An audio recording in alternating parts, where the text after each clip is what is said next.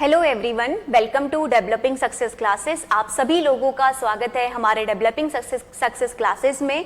यहाँ पर आप लोग मेरे को पिछले कुछ सेशन से हिस्ट्री और पॉलिटी के लिए यहाँ पे आप लोग देख रहे हैं। तो मैंने आप लोगों के साथ लास्ट क्लास में एक बहुत ही इंपॉर्टेंट टॉपिक डिस्कस किया था पार्लियामेंट के ऊपर, जिसमें मैंने आपको समझाया था जो अभी लोकसभा के हमारे इलेक्शन हो रहे हैं, पार्लियामेंट के कौन से हाउस में आता है, लोअर हाउस, अपर हाउस, सब कुछ आपको मैंने बहुत क्लियरली बताया था। आज के इस वीडियो में हम लोग आपका डिस्कस करेंगे एक अनदर इंपॉर्टेंट टॉपिक। क्यों? क्योंकि आप सबको पता है अभी हमारे यहाँ पर लोकसभा के इलेक्शंस भी हो रहे हैं। तो क्या वर्ड न्यूज में आ रहा है? That is election. ठीक है, तो आज हम जो बॉडी डिस्कस करने वाले हैं, जिसके रिलेटेड जितने भी इंपॉर्टेंट क्वेश्चन डिस्कस करने वाले हैं, वो है हमारा election commission of India. Basically क्या है इलेक्शन कमीशन ऑफ इंडिया, इसका क्या वर्किंग होता है और कैसे और किस लेवल पे ये आपके इलेक्शंस को कंडक्ट करवाता है, सारे ही टॉपिक को हम लोग, सारे ही कंसेप्ट को हम लोग बहुत ध्यान से समझेंगे। तो क्वेश्चन को डिस्कस करने से पहले मैं आपको 2 मिनट इसका एक ब्रीफ आइडिया दूंगी, ताकि जब हम क्वेश्चन सॉल्व करें तो जितने भी कंसेप्ट होंगे वो वहां पर आपके कवर अप हो जाएंगे। एंड कैसे टॉपिक इंपॉर्टेंट है, ये चीज भी इंपॉर्टेंट है आपके लिए एज एन एस्पिरेंट, ये होना समझना इज इंपॉर्टेंट कि ये टॉपिक मेरे लिए कौन से सब्जेक्ट में और कहां पर इंपॉर्टेंट है। ये टॉपिक आप किसी भी एग्जाम में बैठिए, आप यूपीएससी से लेके ग्रुप डी से लेके जीडी से लेके दुनिया के किसी भी एग्जाम में बैठिए, इन एवरी एग्जाम यहाँ पे इस टॉपिक से क्वेश्चंस आते हैं, बिकॉज ये हमारी एक बहुत ही इंपॉर्टेंट कॉन्स्टिट्यूशन बॉडी है। चलो सबसे पहले आपको मैं यहाँ पर बताती हूँ, इलेक्शन जो है, इलेक्शन कमीशन ऑफ इंडिया जो है, इसका काम क्या है। आपको नाम से समझ में आ रहा होगा, इलेक्शंस को कंडक्ट करवाना। कहां कहां पर इलेक्शन होते हैं अब ये मुझे बताइए। सबसे पहले एक आपके होते हैं सेंटर लेवल पे, एक आपके होते हैं स्टेट लेवल पे और एक आपके होते हैं लोकल लेवल पे। तो जो इलेक्शन कमीशन ऑफ इंडिया है, इसका काम सेंटर और स्टेट लेवल पे इलेक्शंस को कंडक्ट कराना है। लोकल लेवल पे हमारे इलेक्शन को कंडक्ट कराने वाला काम इलेक्शन कमीशन नहीं करता है। ध्यान से दिमाग में रखना, ओनली सेंटर और स्टेट में जितने भी आपके Lok Sabha, Rajya Sabha, state legislative assembly, councils के जितने भी इलेक्शंस होते हैं, ये करना इसका काम होता है। अब उसके बाद दूसरी चीज ये देखिए कि क्या ये सिंगल बॉडी है, क्या ये सिंगल पर्सन है जो इस सब चीज को करता है? नो, ये आपकी एक मल्टी मेंबर बॉडी है। एमएमबी का मतलब क्या है? Multi member body. इसका मतलब क्या है? एक पर्सन नहीं होगा, यानी कि 3-4 लोगों के यहाँ पे ग्रुप होते हैं। तो 9 to 11 यहाँ पे आपके मैक्सिमम मेंबर होते हैं। अब इसमें क्या होता है, देखो, जब भी एक ग्रुप में 9 से 11 लोग होते हैं तो एक उसमें क्या होता है, आपका चेयरपर्सन होता है। चेयरपर्सन का मतलब क्या है? एक आपका उसमें हेड होता है और बाकी जितने भी हैं, एक को हम हेड बोलते हैं, बाकी को हम लोग क्या बोलते हैं कि वो क्या है, उसके मेंबर हैं। क्लियर? अब इनको अपॉइंट करने का काम कौन करता है? जितने भी ये आपके मेंबर्स बैठे हैं, जो भी बन रहे हैं, ये अपॉइंट होते हैं आपके प्रेसिडेंट के द्वारा। प्रेसिडेंट ही ये काम करता है इनको अपॉइंट करने का। क्लियर? दिमाग में सब कुछ क्लियर करते चलना। अगर कोई डिस्प्यूट हो गया इलेक्शन के समय, जरूरी है कि हर टाइम जो है प्रोसेस बहुत स्मूथली हो जाए, किसी समय कोई डिस्प्यूट, कोई प्रॉब्लम भी हो सकती है। तो उस समय जो हेड होता है, जो एक मेन रोल प्ले करता है इस डिस्प्यूट को सॉल्व करने का, वो होता है आपका सुप्रीम कोर्ट। ध्यान रखना, जुडिशरी में हमारे यहाँ पे सबसे हाईएस्ट कोर्ट कौन होता है? Supreme court. तो जब भी डिस्प्यूट और ये केस होता है तो जो हेड यहाँ पे सॉल्व करने का काम करता है वो होती है हमारी सुप्रीम कोर्ट। क्लियर? चलो, अब थोड़ा सा एक आइडिया मिल गया होगा कि इलेक्शन कमीशन कौन है, क्या इसके काम है, कैसी बॉडी है। बाकी अभी जितने क्वेश्चन करेंगे उससे आपके सारे डाउट्स क्लियर हो जाएंगे। ठीक है, चलिए सबसे पहला क्वेश्चन यहाँ पर ध्यान से देखिए। द स्टेट इलेक्शन कमीशन, देखो मैंने आपको यहाँ पर बोला ना कि स्टेट में और सेंटर में, तो सेंटर पे भी स्टेट इलेक्शन कमीशन होता है, स्टेट में जो होता है उसको हम कहते हैं स्टेट इलेक्शन कमीशन। ठीक है, तो कह रहा है the state election commission has the power to conduct election of, किस लेवल पे जो है इलेक्शन कमीशन जो है स्टेट का, वो इलेक्शन को कंडक्ट कराती है। सेंटर वाला मैंने आपको बताया क्या करती है, यहाँ पर देखो दे रखा है municipalities, state legislative assembly, governor, more than 1 above is the correct. आपको भी बताया जो सेंटर का इलेक्शन कमीशन होता है वो आपकी सेंटर लेवल पर ही इलेक्शन कंडक्ट कराने का काम करती है, यानी कि ये लोकसभा, राज्यसभा और state legislative assembly, state legislative council, अगर हिंदी में बोलूं तो विधानसभा, विधान परिषद, लोकसभा, राज्यसभा, इसी लेवल पे इलेक्शन कराने का काम सेंटर लेवल पे करती है। तो अब इस क्वेश्चन में बोल रहा है कि स्टेट में कौन करता है फिर इलेक्शन कराने का काम, election commission, state election commission किसको करती है? आप खुद आंसर दीजिए, म्युनिसिपैलिटीज आएगा कि नहीं आएगा इसमें? तो इसका आंसर आपका क्या होगा? अर्बन लोकल बॉडीज, जिसको हम लोग कहते हैं आपका म्युनिसिपैलिटीज।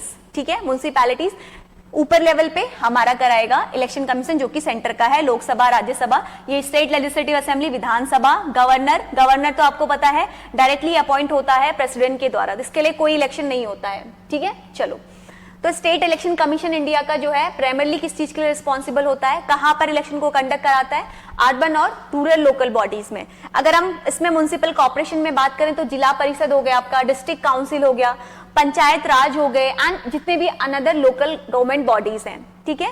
तो स्टेट लेजिस्लेटिव असेंबली में these elections are conducted by the election commission of India by a body of national law के थ्रू ये कराती है। गवर्नर, मैंने आपको बताया गवर्नर जो है अपॉइंट होता है किसके द्वारा, प्रेसिडेंट के द्वारा और इलेक्ट किया जाता है।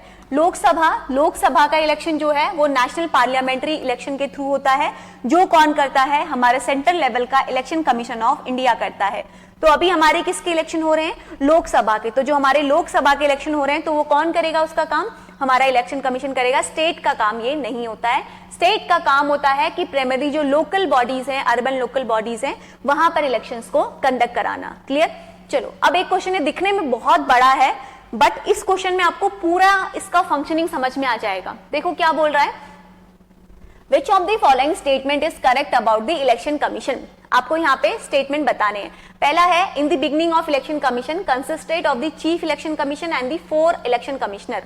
The election commission shall have the power of superintendent, direct function, conduct all election of parliament and the state legislation and of election of office of the president and vice president. ठीक है। Regional commissioner may also be appointed by the president in consultation with the election commission for assisting the election commission in the general election or state legislation. घुमा फिराकर यहाँ पर इसने election commission के बारे में बताया है कि वो किस किस लेवल पे इलेक्शन करवाता है, कहाँ कहाँ पे करवाता है और कैसे कैसे वो फंक्शनिंग करता है। अब यहाँ पर आप देखिए, अगर पहले हम बात करते हैं स्ट्रक्चर ऑफ इलेक्शन कमीशन की, ओरिजिनली अब आपको मेन पॉइंट वहां पर वो पैराग्राफ क्वेश्चन समझना नहीं था, मेन पॉइंट ये बैकग्राउंड है जो मैं अब आपको समझाने जा रही हूँ। ओरिजिनली जो है कमीशन जो है ओनली 1 इलेक्शन कमीशन था, मतलब जब ये बनाया गया था ना तब वहां पर सिर्फ एक ही इलेक्शन कमीशन था। बट जैसे जैसे ये चीजें आपकी आगे को बढ़ती गई तो इसको इंक्रीज कर दिया गया। तो यहाँ पर after the election commission amend हुआ 1989 में, तो यहाँ पर एक मल्टी मेंबर बॉडी बना दी गई। इनिशियली सिंगल थी, बाद में इसको मल्टी मेंबर बॉडी बना दिया गया। तो जो कमीशन है वो आपका कंसिस्ट करता है, एक उसमें जो हेड होता है उसको हम क्या कहते हैं, चीफ इलेक्शनल कमिश्नर, और बाकी अलग जो है 2 वो कौन होते हैं, आपके इलेक्शन कमिश्नर होते हैं। ठीक है, ये कॉन्स्टिट्यूट करता है, प्रोवाइड करता है election commission of India with the power. Basically इसका काम क्या होगा, नाम ही में ही काम छुपा है।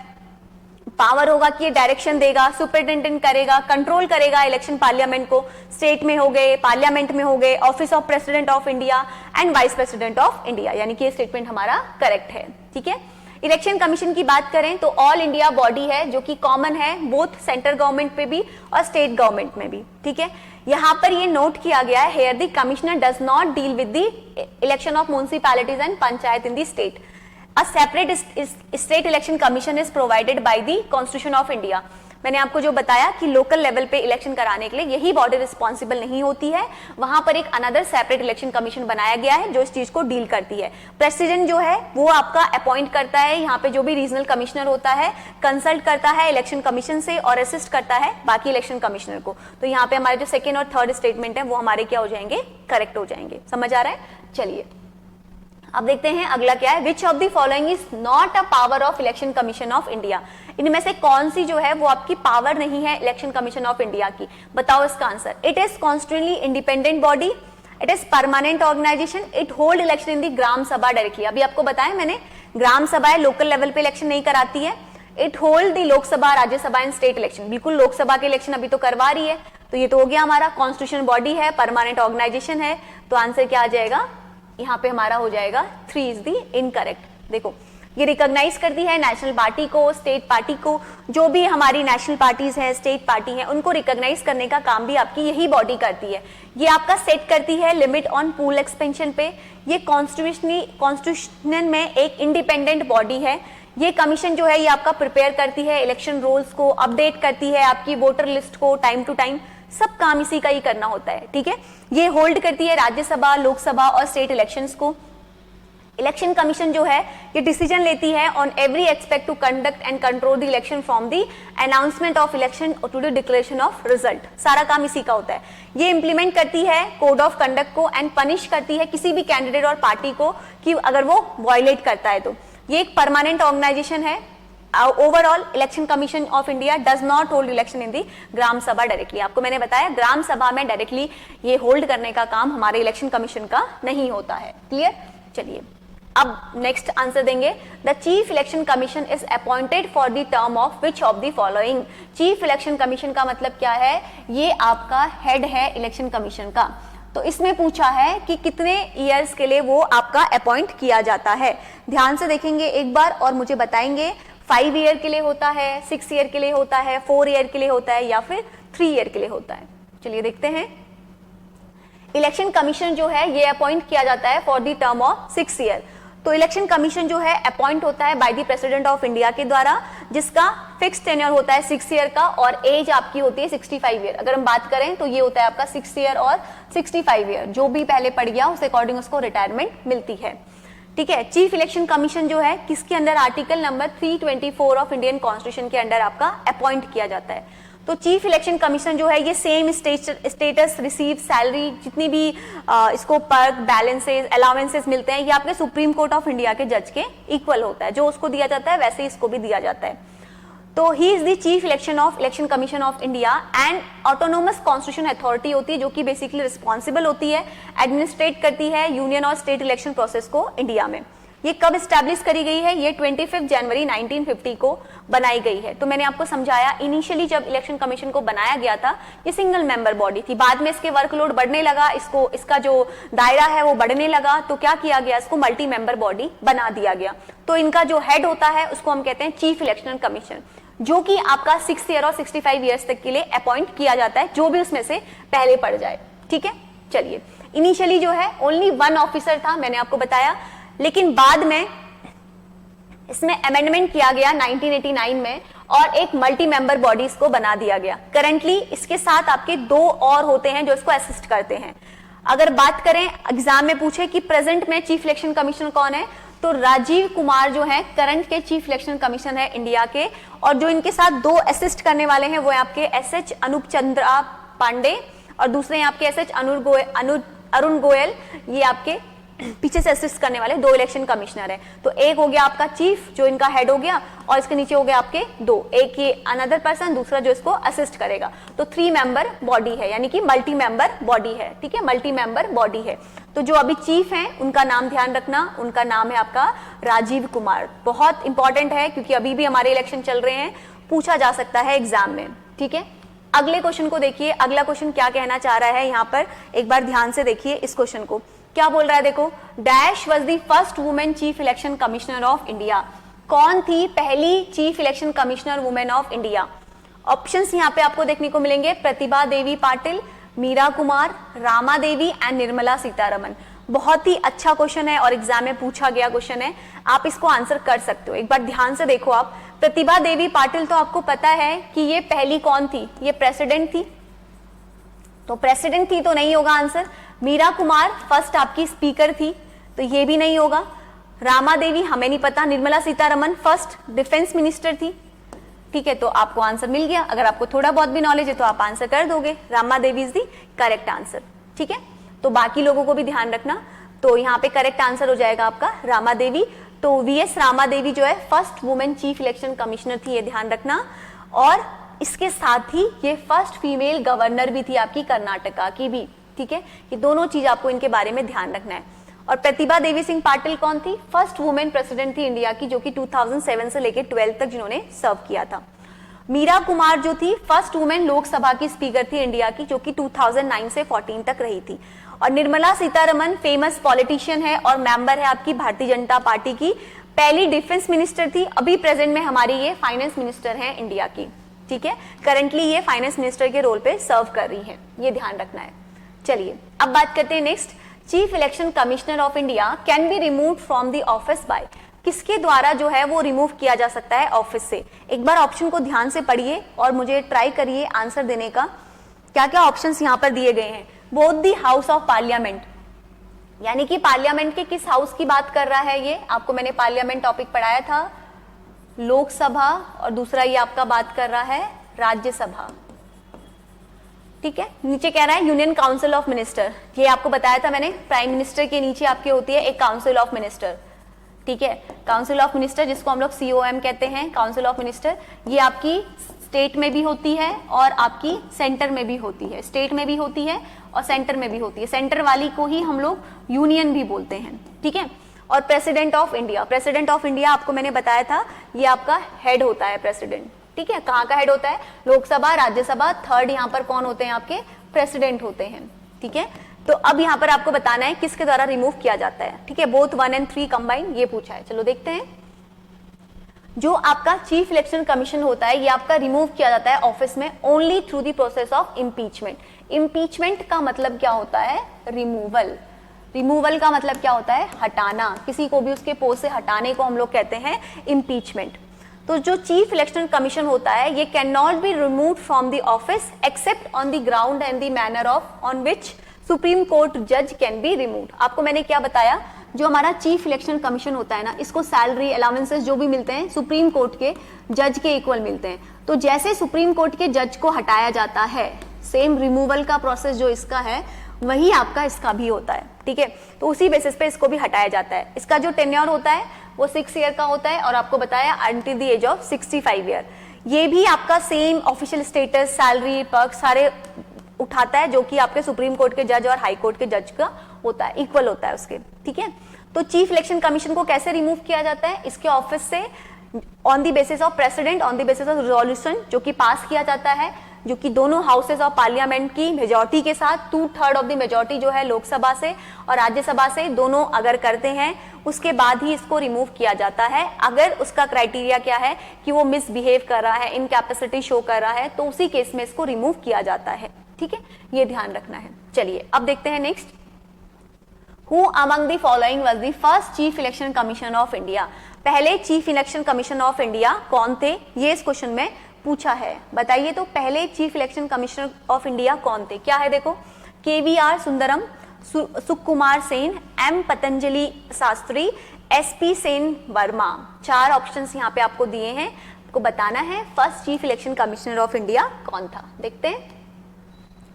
यहाँ पे करेक्ट आंसर है आपका सुकुमार सेन। ये आपके फर्स्ट चीफ इलेक्शन कमिश्नर थे जो कि 1950 में बने थे। इलेक्शन कमीशन जो है आपको मैंने समझाया एक मल्टी मेंबर बॉडी है अभी प्रेजेंट में, उससे पहले सिंगल थी।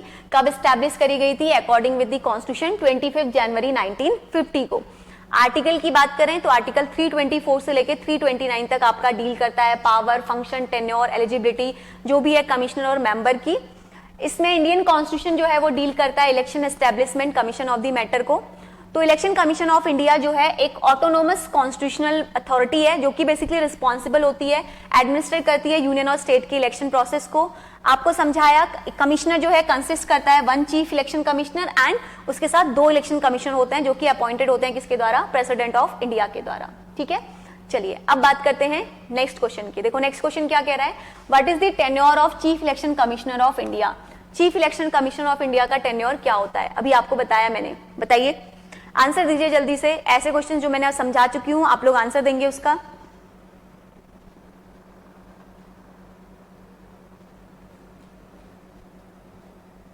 बताइए क्या होगा, जल्दी से एलिमिनेट करिए। 4 ईयर और अप टू दी 65 ईयर्स, दूसरा कह रहा है 3 ईयर्स और up to the 65 years, 5 years और 65 ईयर्स और 6 ईयर और 65 ईयर्स। अभी बताया मैंने आपको, क्या होगा इसका आंसर? यस 6 ईयर और कितना ईयर? 65 ईयर।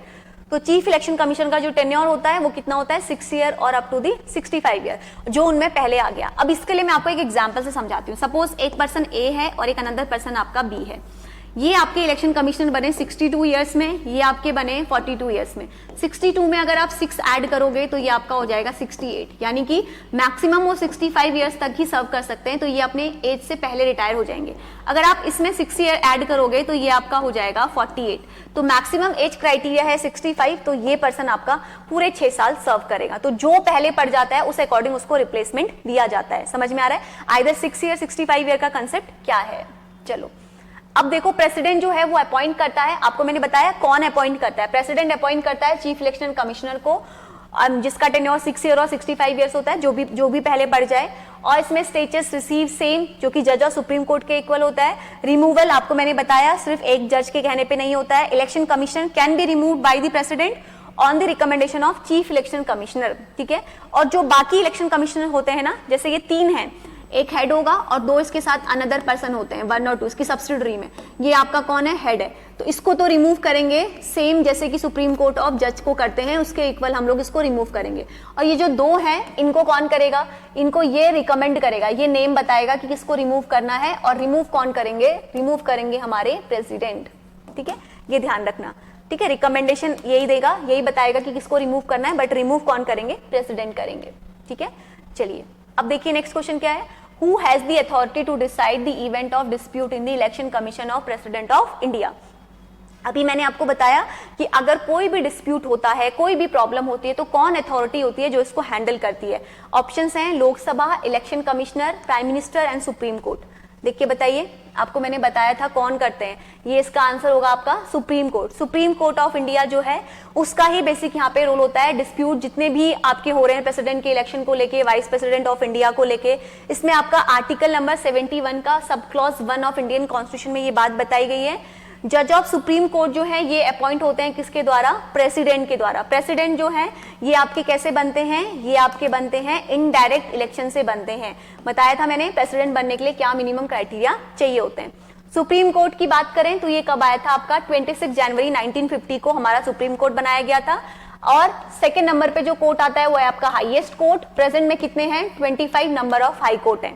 तो लेजिस्लेशन जो है यूनियन के लिए इसको हम लोग कहते हैं पार्लियामेंट, जो आपका कंसिस्ट करता है 2 हाउसेस, लोकसभा और राज्यसभा, जिसको इंग्लिश में कहते हैं काउंसिल ऑफ स्टेट एंड दूसरे को कहते हैं हाउस ऑफ पीपल।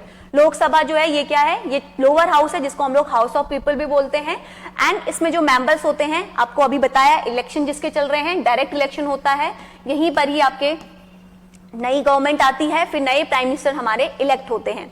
क्वालिफिकेशन की बात करें तो मस्ट भी सिटीजन होना चाहिए पर्सन का, और not less than 25 years age नहीं होनी चाहिए, मतलब मिनिमम 25 साल उम्र होनी चाहिए। ठीक है, और जो लोकसभा का टेन्योर होता है आपका वो कितने साल का होता है, 5 ईयर का होता है, और राज्यसभा का कितने का होता है, 6 year up to the 65 years. ठीक है, तो ये चीजें आपको यहाँ पर ध्यान में रखनी है, इन दोनों पॉइंट्स को लेके कि कौन यहाँ पर सुप्रीम होता है और कैसे ये फंक्शनिंग होती है।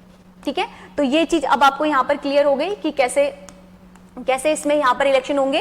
ये तो होता है लोकसभा आपका होता है अपर हाउस। ठीक है, एंड सेकेंड वन जो आपका दूसरा होता है वो होता है आपका राज्यसभा, यहाँ पर डायरेक्ट, वहां पर आपके इनडायरेक्ट इलेक्शन। तो एक बार हम लोग जस्ट पूरे समरी को, पूरी क्लास को रिकैप कर लेते हैं, सो दैट आपको पूरा क्लियर हो जाए कि आज आपने क्या इस टॉपिक में पढ़ा। ठीक है, अब ध्यान से देखना, मैं पूरा एक फ्लो चार्ट में आपको समझाती हूँ, आपको क्लास में याद हो जाएगा। इलेक्शन कमीशन ऑफ इंडिया जो है स्टार्टिंग में जब स्टार्ट किया गया था तब आपकी कैसी बॉडी थी, तब आपकी सिंगल बॉडी थी। ठीक है, अगर अभी हम प्रेजेंट में बात करें तो प्रेजेंट में आपकी कैसी बॉडी है, मल्टी मेंबर बॉडी है। इसका टेन्योर कितना होता है, 6 ईयर और 65 ईयर्स। ठीक है, अब यहाँ पर मल्टी मेंबर बॉडी में एक इनका हेड होता है जो इनको असिस्ट करता है, और 2 अनदर पर्सन आपके होते हैं, 2 अनदर पर्सन यहाँ पर होते हैं।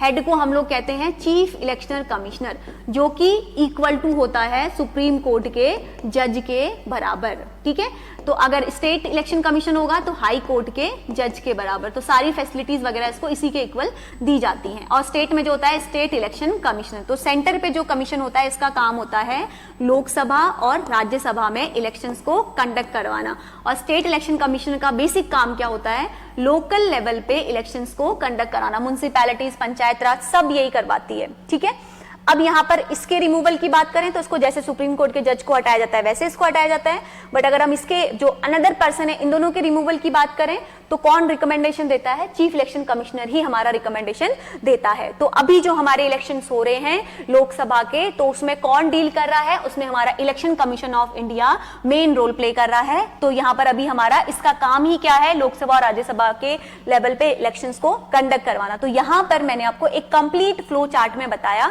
कि what is actually election commission of India और कैसे ये फंक्शन करता है। फर्स्ट कौन थे, प्रेजेंट कौन थे, मैंने आपको सब कुछ समझा दिया है। अगर अभी भी आप लोगों को कोई भी डाउट रहे, किसी भी पॉइंट में कुछ भी समझ में ना आए, तो आप कमेंट सेक्शन में अपने डाउट पूछ सकते हैं। आएंगे एक अनदर वीडियो के साथ नेक्स्ट सेशन में, तब तक के लिए thank you so much for joining us. अगर आप लोगों को अच्छा लगता है वीडियो तो प्लीज लाइक करिए, शेयर करिए और कमेंट करिए, सो दैट हमें भी एक मोटिवेशन मिले कि यस आप लोगों को समझ में आ रहे हैं टॉपिक्स को। एंड कोई प्रॉब्लम है, कहीं पे कुछ दिक्कत है, अगर आप लोग को लगता है कि हम इस तरह से चेंज करेंगे तो और अच्छे से समझ आएगा, तो आप वो भी अपने सजेशंस कमेंट में दे सकते हैं। तो मिलते हैं अनदर वीडियो में। Thank you so much, thank you.